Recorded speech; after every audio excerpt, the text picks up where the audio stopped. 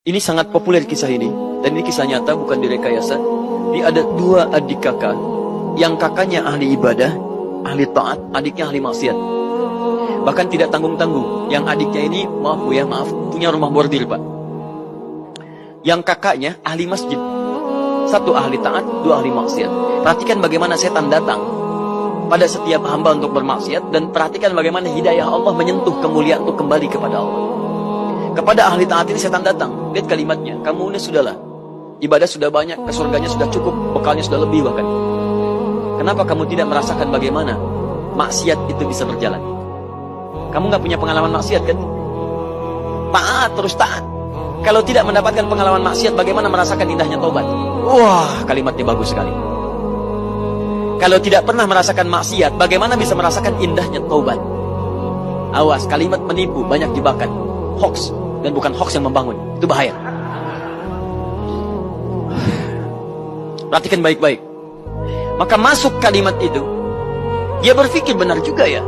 Saya itu ingin merasakan, bukankah ketika taubat cinta Allah datang?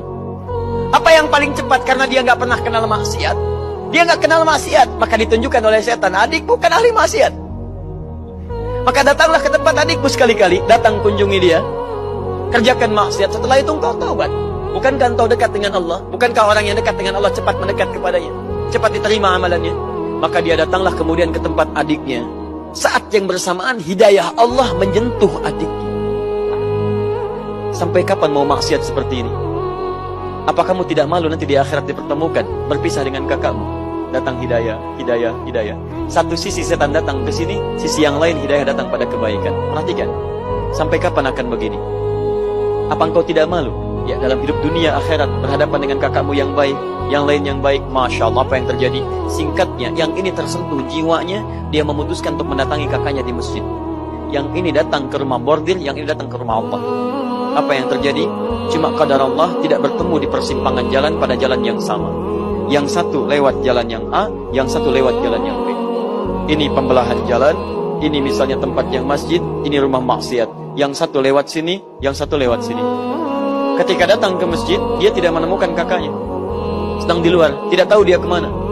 Begitu masuk ke masjid, dia menangis melihat rumah Allah. Dia berwudu, bersimbah di situ, dia tangisi dirinya. Taubat dia di situ kepada Allah Subhanahu wa taala. Lalu apa yang terjadi?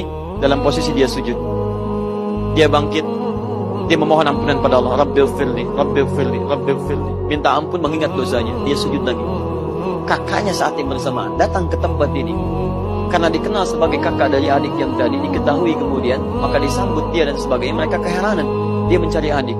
Singkatnya dilayani di situ. Begitu bermaksiat pada saat itu, dalam sujud yang kedua adiknya ini sedang bermaksiat, terjadilah gempa bumi. Saat gempa itulah masjid hancur, ini hancur bangunan atasnya. Ini meninggal tertimpa bangunan masjid yang adiknya tadi.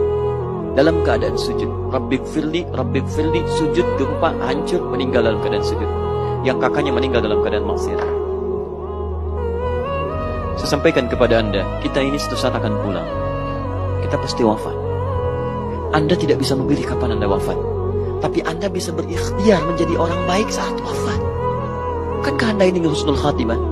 Jika Anda ingin husnul khatimah, maka bayangkan setiap mengerjakan maksiat, rasakan saat itu Anda akan meninggal. Demi Allah saya katakan Anda akan terjaga dari maksiat.